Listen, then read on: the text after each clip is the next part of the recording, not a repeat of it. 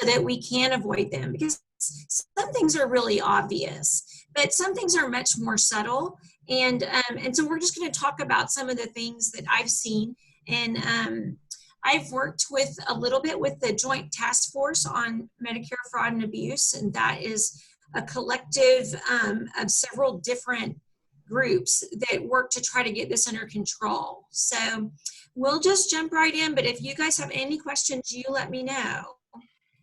There's a lot of acronyms in today's talk, and I know for me, I hate when I'm reading a medical record and I cannot figure out what people are talking about, because they use all of their own little acronyms that they know that other subspecialties don't know. So I tried to kind of put them on here, and I'll just go through them real quick. But a MAC is a Medicare Administrative Contractor. Those are kind of the middlemen that Medicare contracts with to actually pay you. CMS and Medicare themselves don't actually do the paying. An outside company does that. Then an LCD is like the rules for what you have to follow and document in order to get a service covered by Medicare. And they exist for almost every single procedure, every single office visit, all kinds of things. They're out there. And as you get into your own subspecialties, you'll become very familiar with these things, unfortunately. CMS, of course, is the Center for Medicare and Medicaid Services. The OIG is the Office of the Inspector General. That's part of Health and Human Services, and they get to see what's going on in Medicare and make sure that Medicare is paid fairly and portioned out fairly. The Department of Justice, of course, is the people that come after you if you do something wrong. MedPAC is called the Medicare Payment Advisory Council, and they're a separate commission that's formed by Medicare to look at situations, make recommendations, and give advice to CMS and other government services. They don't have to actually take their advice. They don't have any rule-making abilities, but their opinion is pretty highly followed. Now, an EOB, in case you've never seen one of those, it's called an explanation of benefits. That's what comes in the mail to you after you go to a doctor's visit and explains what was paid and why. DME is durable medical equipment. Y'all probably know that one. And finally, the last one is a face-to-face encounter with a provider versus like a virtual visit or telephone and things like that. So just to get those down. So as you know, fraud and abuse is a huge problem. It cost about $750 billion last year. 28% of the total healthcare spending is felt to be spent inappropriately. And in 2007, there was kind of a big change, and that's when this joint task force came together and started finding all of these problems. And they're prosecuting more and more people every year. So I think it's important that we kind of get a good sense of what's going on out there. So there's kind of levels of problems. There's mistakes. Obviously, if you just make an honest mistake, the only thing Medicare is going to do is want that money back. There are inefficiencies. We all see this constantly in people who get repeat labs over and over again, or the same thing is being done by two different providers. That's just waste, but it's not with the intent to defraud anybody. And then we get people that start kind of bending the rules a little bit. That's abuse. And you're very likely to have to pay back money plus penalties if you do something like that, but they're probably not going to put you in jail. They're really going after people who are intentionally deceptive, who are coming up with schemes and ways to defraud the government, and that's just outright fraud. And so, sometimes it can be really insidious. People can approach you in ways that may not necessarily seem like fraud, and we're going to talk about some of those things today. And we all know the story of the frog that's kind of sitting in the water that gets warmed up gradually and never jumps out because they don't know they're in trouble until it's too late. And I think that can be that way sometimes in these situations. And there are certain rules. If things sound too good to be true, it's usually because they are too good to be true. And understanding what someone is wanting from you. If someone's offering you a lot of money to do something that doesn't require very much time, be suspicious. Because sometimes those people are kind of wanting you to be around so that they can use your Medicare number or use your expertise in a way that's not always appropriate. I think one of the biggest problems is when someone's like, oh, it's a rule, but everybody's not following it. That's what Parkland kind of got their hands slapped for about 10 years ago, because we had had such a culture of lacking supervision of attendings for so long that even though the law was technically that an attending had to be present for those things, they often weren't. And we got a huge judgment from the Department of Defense. And that's why we all have to do all that very boring CIA training now. So anyway, the other thing is, well, we're just a really small business, and so Medicare won't audit me. And that's definitely not true. Just because you're small does not mean they won't come after you. Now, it is true for probes and things like that, where they're looking to get money back, that they tend to go after the really big players, because those companies make money by getting money back. And when you're an individual provider, that's unlikely that you're going to come up on their radar. However, for fraud, that it only takes one complaint for that multitask force to come looking at your records. And then the other one is, oh, well, since we're a not-for-profit and we're really just trying to take care of people, the government's not going to come after me. The largest not-for-profit hospice in America was closed down in 2012 because of fraud and abuse. So there is no protection. The rules are just the rules. And you really need to understand the rules of your specialty yourself. Don't let somebody tell you what the rules are. You have to go find those rules. And sometimes they're really hard to find. Like for hospice, we have 5 different sets of rules that we really have to be following. So it's a little crazy, I know, but we have the actual law that comes out every year about how Medicare is going to change hospice and home health care. We also have conditions of participation. We have a Medicare manual. I mean, there are all these different things that are potential rules. So they don't make it very easy for us sometimes. But I think for your own specialty, it's pretty easy to find the rules by talking to other people in your specialty. So, and you can also get on email lists to be updated regularly. Like I'm on a CMS list that sends me things about once a month about what's changing in CMS and what are different documentation rules and things like that. And then, when you're at your professional society meetings, try to go to at least one lecture about legal issues in your field so that you can just kind of stay up to date. And then, like I said, subscribe to your CMS updates for your field. One of the things that I never knew was that most malpractice policies do not cover you for administrative duties. So if you have any type of job where you are acting as an administrator rather than just a clinician, you need coverage for that. Sometimes companies provide it when they hire you, but that's definitely a question you have to ask. And it's not expensive at all, but you have to add it on. Like I have my insurance through Texas Medical Liability Trust, and it's definitely an add-on, but I think it's like $400 a year or something. It's not very much, because if you ever have a claim that arises for an administrative decision, you will not be covered under classic malpractice insurance. So I just wanted to kind of tell you guys about that. Understanding the LCDs for your particular field. In other words, if you're an ophthalmologist and you're going to do an eye surgery, there's an LCD for a cataract surgery that says your patient have to have X, Y, and Z before you can bill for this service. And the problem is, if you knew all of that and you did the service, it doesn't matter if you didn't write it down.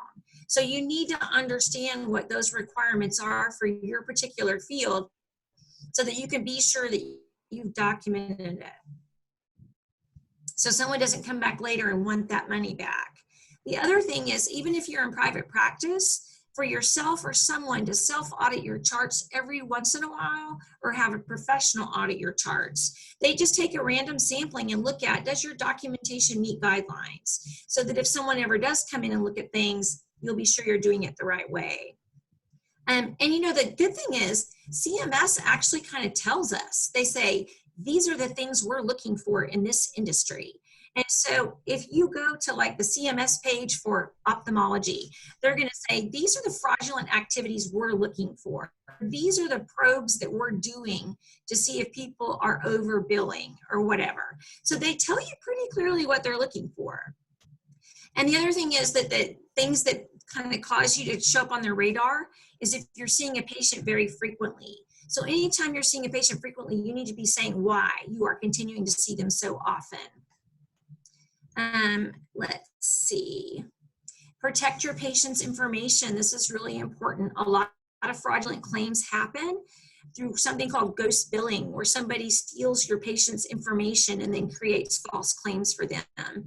The problem for that is even if you're not involved in it at all, they're going to freeze all of your Medicare and Medicaid accounts, which depending on what you do is going to be a large percentage of your practice income, and that can be a humongous problem to fix it. So freezing your income for 6 months while they get this figured out is a bad deal. So protecting your patient's information is really important. Anytime expenditures in Medicare go up dramatically, Medicare starts looking at that industry very carefully. And home health care and hospice are really good examples of that because we've had a hugely aging population and we've been using a lot more home health care and hospice than we are in the past, and Medicare is trying to figure out why. The other thing is don't let anybody handle your money but you. When I first went into private practice, I had a mom and pop firm that were doing my billing for me, and all my money went to them. And when they retired and I got a new billing company, they were so funny. They were like, why are you letting anybody handle your money? And, you know, I totally trusted these people, but that's probably not smart.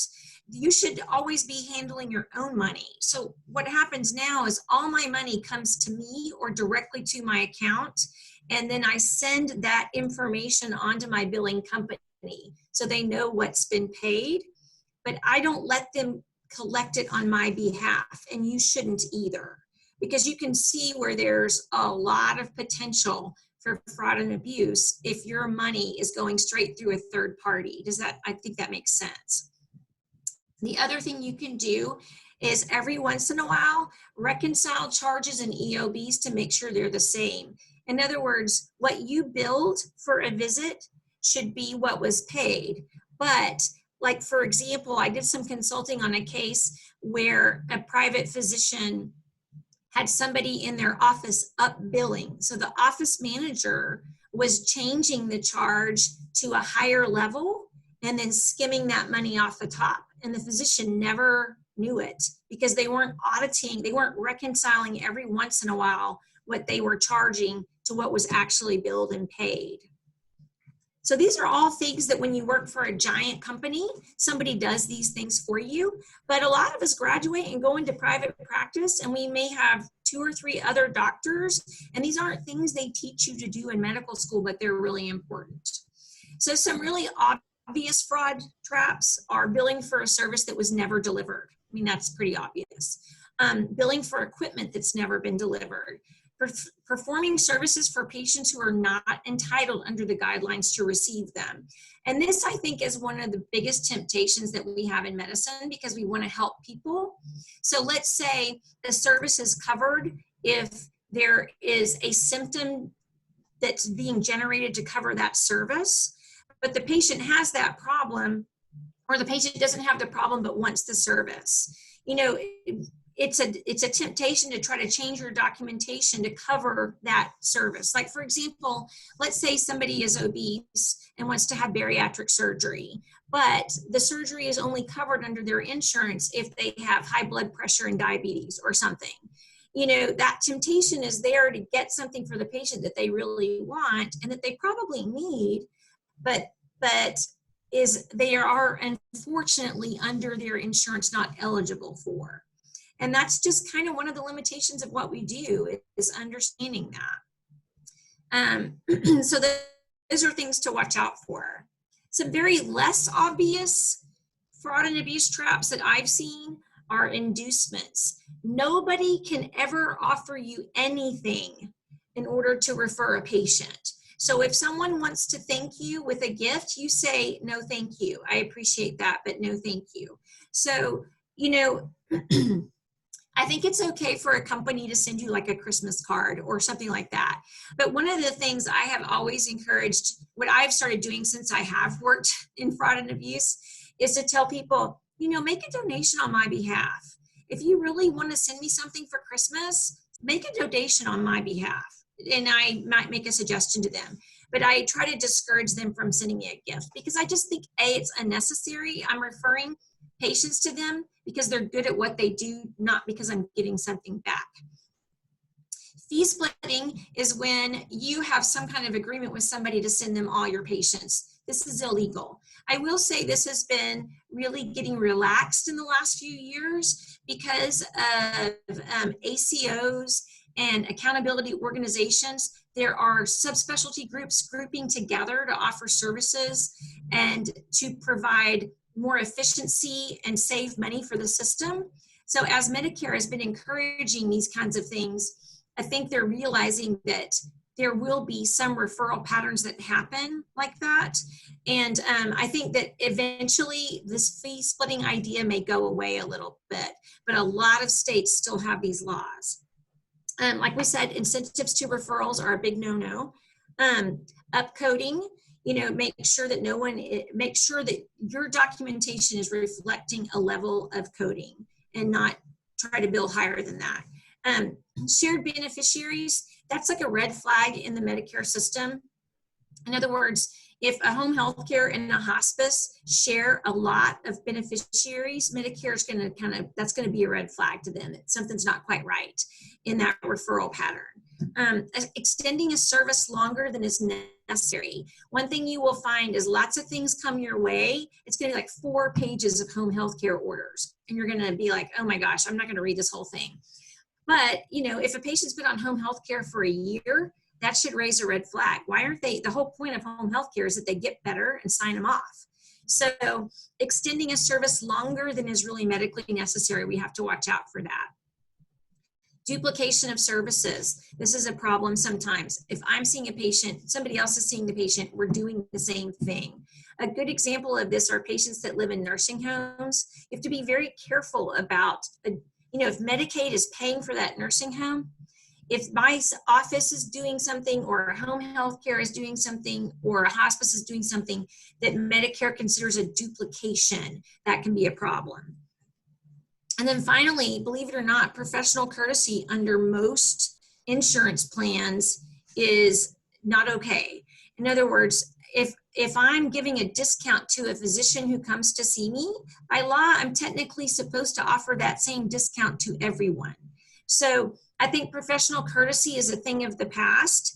And when people offer it to me, I always tell them, I really can afford to pay for this. Please save this for someone who can't. And I insist on paying my copays because offering waiving of a copay is also a big no-no. You have agreed as a contracted provider with an insurance company to collect that copay, and waiving it is not an option. Okay, so I think we have to be resigned to the fact that our medical system has problems and people are not always going to get what they need. Don't ever be tempted to do something that's not ethical because somebody really needs something.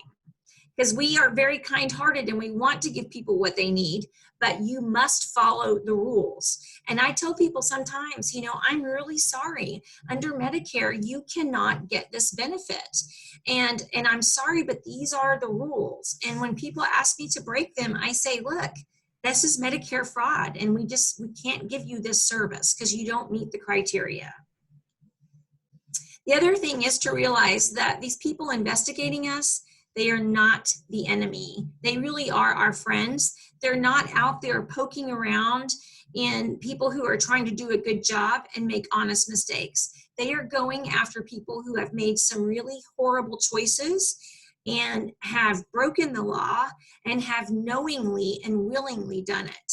So I think sometimes professional societies and as doctors, we see these guys as the bad guys and we don't want to help them. And I'm telling you, I've worked with them and they are very much good guys. And I think it helps all of us to cooperate with them And, you know, it's not like a us versus them thing. So I just want to throw that out there, because when I was going to do consulting for them, the company I was working for said, you know, we can't force you not to, but we would highly discourage it because we feel that they are overreaching and all of these things. They were very negative. And I did not find that to be the case at all. And personally, if somebody is out there in my industry and killing patients because of fraud and abuse, I wanted to be a part of the solution to that problem. So what's a whistleblower? Well, whistleblower under the False Claims Act is someone who can report to the Department of Justice or another agency when they suspect fraud and abuse. And there is a huge incentive to do so, because whatever is recovered, they can receive up to 30% of that. So under the claim that came to UT Southwestern, that was solved for millions of dollars. So I'm telling you this not because I want you to become a whistleblower. I'm telling you this to let you know that there is so much incentive out there for someone to tell on you if you do something wrong. Don't do it. They will find you. So we talked about this a little bit. Lack of supervision of residents is a huge problem. And if someone is ever wanting you as a medical student or a resident to do something without the supervision of an attending, you should refuse, because that needs to be under the supervision of an attending. In other words, if you're doing any kind of surgery as a surgical resident, you know, they have to be in the building when you are performing those things.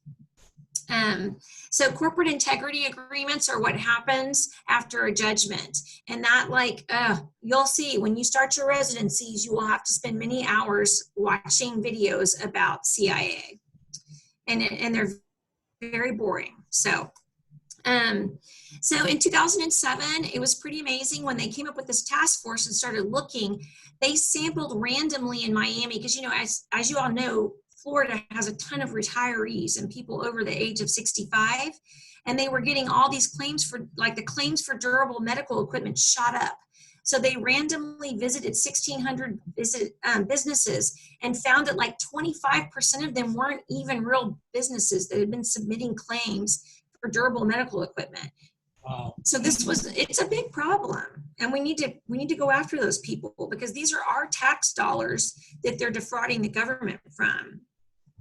And the problem is, when this happens, then they make the requirements to get this equipment that our patients need super arduous. And now, you know, like if I have a patient that needs a Hoyer lift, I have to go out and do a face-to-face visit with the patient and then document all the stuff for Medicare on why they need this. So it's not only bad for the system, it's also bad for doctors, because it makes our burden higher to try to prevent it. And so, you know, one of the problems with home health care and hospice is that the length of stays have gotten longer and longer and longer. And theoretically, these are endless benefits. But realistically, if you're dying, you shouldn't be on hospice for 3 years, right? That should be very rare. So they create things called CAP, which the CAP is like the maximum amount a company can receive in a 6-month period based on the number of beneficiaries that they have. And if you exceed that, then they're going to want some money back. And they do the same thing with physical therapy. They've made caps on these things because there are people out there keeping people on way too long. And, you know, finally, I just wanted to kind of mention, I know you guys know this, but we are obviously held to even a higher standard. And I just put these verses up there so that we can all remind ourselves that, you know, not even just, I think the thing that makes me saddest about seeing doctors in fraud and abuse is we of all people should not be involved in these things, because number one, we get paid really well for what we do. And, you know, I can at least understand it if someone's in some sort of desperate situation that they do these things, but that is not the case for physicians. And I think it is so true. For the love of money is the root of all kinds of evil. And that is certainly what I have seen consulting in this business. And so I think the main thing is to be aware that it does go on out there. I think in academia, we live kind of in this bubble where, you know, you don't go into academics if you want to be rich, pretty much. So we're not out there in the community where these things are going on. But as you graduate and go out into the world and finish your residencies, there are people out there. And I think when you see it, you should report it. I mean, like as an example, my kid's piano teacher told me that she was going to be having this surgery and she was going to need to take a week off from piano. And it turns out when I saw her after the surgery, I said, well, we were just chatting, and I said, what'd you have done? And she said, oh, my throat is so sore. I'm still kind of hoarse from the intubation. And she told me that she had a lip biopsy. And I was like, my husband does those all the time in the office with just a shot. They don't send people for the OR for that. And when I started talking to her, found out that this guy in the community who was an ENT had ordered a pre-op eval done in his office. So he billed Medicare, or he billed her insurance for an x-ray, an EKG, all of this in-office lab, then sent her to an anesthesiologist who did a pre-op eval, put her under general anesthesia for basically a punch biopsy of her lip. And, that's fraud. That's not right. And so I told her, I said, you need to report this and you need to never go back to this guy, because not only is that dangerous for you to undergo general anesthesia for something that can be done with a shot of lidocaine, but he's totally bilking your insurance for all of this stuff. And when I mentioned it to Mark, this was a guy that had this reputation in the community of way overdoing things like that. And so, if you are sending your patient out to see somebody and they come back with a story like that, we need to report that, because that's dangerous for patients and it's bad for healthcare. So anyway, that is pretty much, I think, the end of my talk. But I wonder if you guys have any questions about these sorts of things or anything.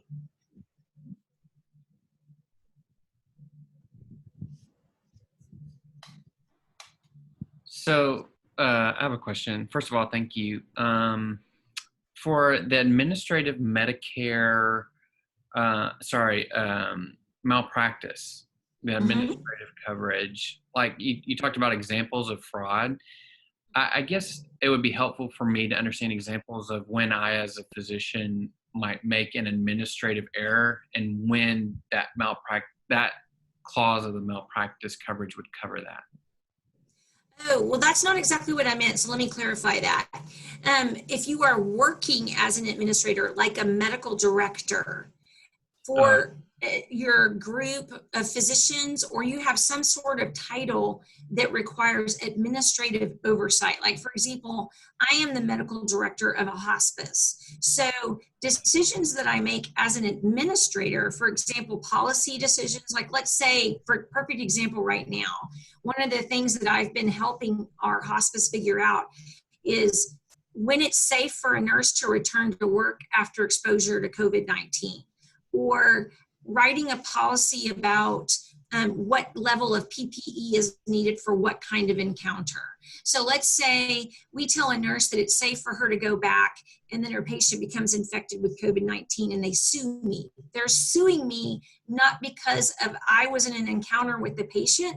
They're suing me because of an administration decision I made as a medical director.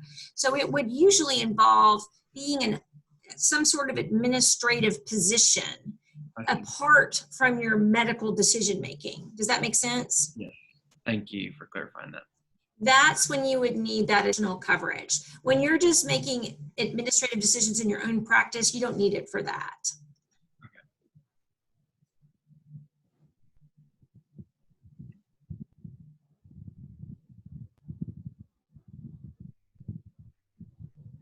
Any other thoughts or questions? I have one, Kelly. So in recent, obviously with the situation with the pandemic going on right now, we've heard a lot of cases where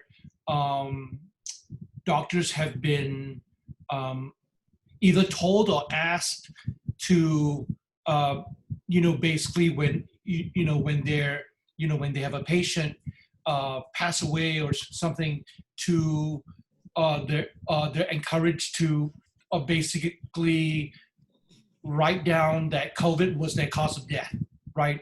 That would be fraud, right? If they didn't die of COVID, but some kind of and I guess I'm asking because I've just seen a lot of people talk about that recently, how doctors are being asked to put COVID as the cause of death. Mm-hmm, mm-hmm. Yeah, and I can tell you, as someone who has signed an enormous amount of death certificates in my lifetime, that it is kind of its own little topic on how to do that correctly. And it's another thing that unfortunately we don't get training on in medical school. But I agree, if you have doubt, you should be careful about signing a death certificate unless you're directly involved in the death of a patient. And one of the reasons that this comes up sometimes is because it used to be illegal not illegal, it used to be not allowed for ER physicians to sign death certificates. However, that has changed. Now, ER physicians still don't like to do it, so they will often push it back to the primary care doctor. And like, let's say I have a patient that has cancer or some other underlying horrible condition, but they end up dying in an ER, I will still sign that death certificate. I'm comfortable doing that.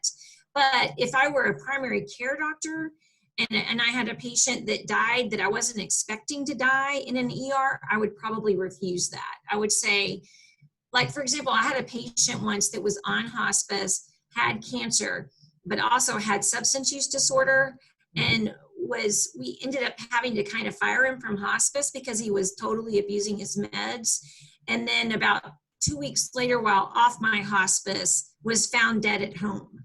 And they wanted me to sign the death certificate. And I said, no way, because this very much could be related to substance use disorder. This is not a slam dunk. He was not on hospice at the time that he died and things like this. So I think when someone's trying to pressure you to sign a death certificate, if you are not comfortable, it's okay to say no.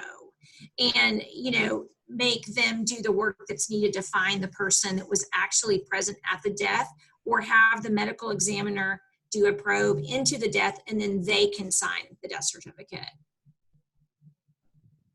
Thank you. I'm glad because I do think that it is hard sometimes to know for sure right now with COVID what is actually causing what is the cause of death. And so, and with all these people dying kind of suddenly in hospitals, they're going to try to push that back onto the primary care providers. But I think if they were not involved at all, they need to say no.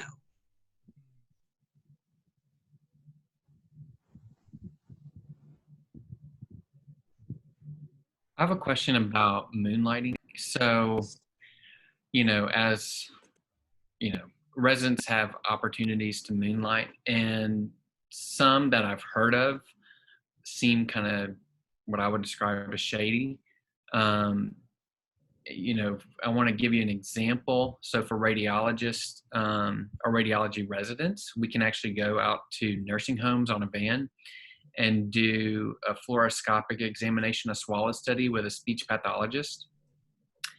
And what seems strange to me is that these companies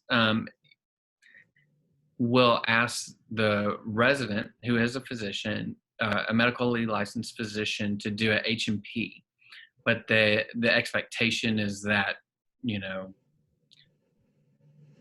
it seems to me like, what I've heard, the expectation is you just kind of put a stethoscope on the patient, and, usually they're aphasic, and, you don't have any medical history. You might hear a murmur, and you just put a brief note in, and then they will in another patient, and you kind of go out to these nursing homes. And I think the swallow study, I think it's a great business and a great service to patients, but the H&P part just seems. Well, let me ask you a question. Are they asking you to do that because they want you to write the order for the modified barium swallow? because that is the part that would make me nervous. If they were wanting you to examine the patient and then justify why they were getting the swallow study, because I've actually done this with patients a lot in geriatric practice, but reputable companies are always asking the attending physician to write the orders for the barium swallow. And if you were writing an order for a test that then you were going to benefit from its interpretation, that could get a little gray. And I think I would not do that. Now, if they're just wanting you to make sure the patient is safe to do the modified barium swallow, I think that's probably okay. Because it's a pretty low risk procedure. I mean, I can't even think of what you'd be looking for on exam that would make you say they're not safe for this. But if they're wanting you to do that because they're wanting you to then order it, that would make me nervous. Okay.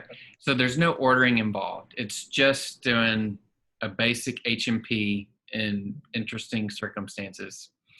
So I wonder why they need that. That seems kind of interesting. Maybe it's just because it's a radiological procedure and the person kind of with the patient is not an MD. I mean, like normally when that happens in an outpatient setting, like not in a mobile unit, when they come for a modified barium swallow, do you have to do an H&P on them?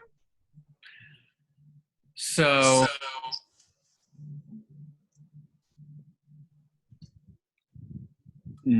it depends. I don't think so, no. We do HPs when we do any sort of sedation, and there's no sedation. So normally we wouldn't have to. I think my guess the reasoning is monetarily motivated, honestly. Well, I don't want to assume.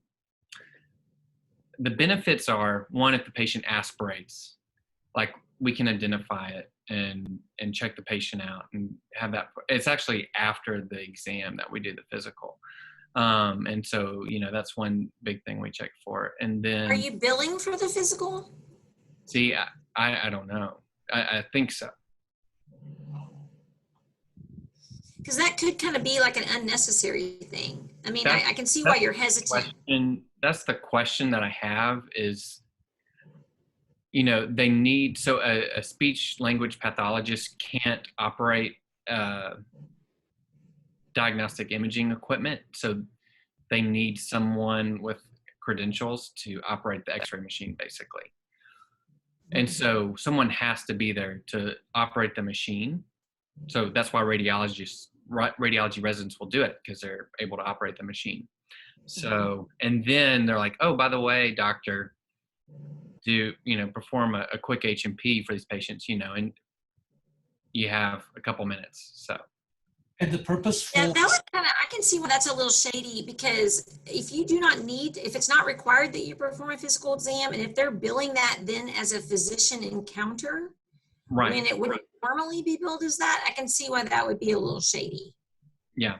And it, I mean, in some ways from a business standpoint, if the physician were to do like, hey, wait a second, I think they aspirated, maybe they do call their provider. I doubt these things happen very often, but to me, anyways, it just seemed kind of, it made me question, like, is this appropriate? I don't know. I don't know what the billing is. I don't know the behind the scenes. I don't know the details of motivation or, and maybe they don't bill for it. I don't know, but. Well, I think you're right that, though, in general, to be careful about moonlighting and make sure, A, that you have moonlighting insurance, because obviously what covers you in residency will not cover you moonlighting. Right. But TMLT used to have a moonlighting policy that was real affordable.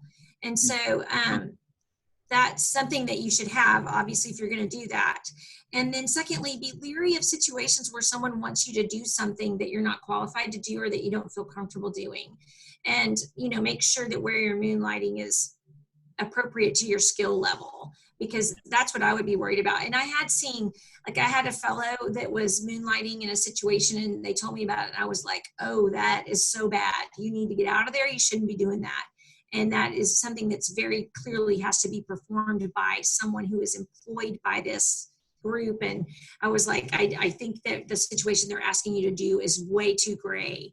So, ask somebody that knows the business well if you're nervous, and be sure that you're right to be careful.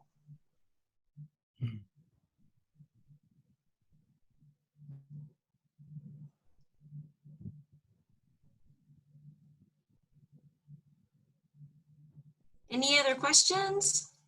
So another question about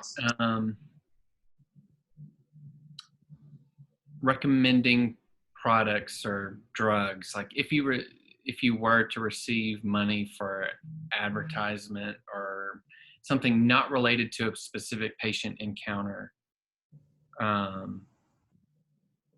like if you were to I'm trying to think of an example.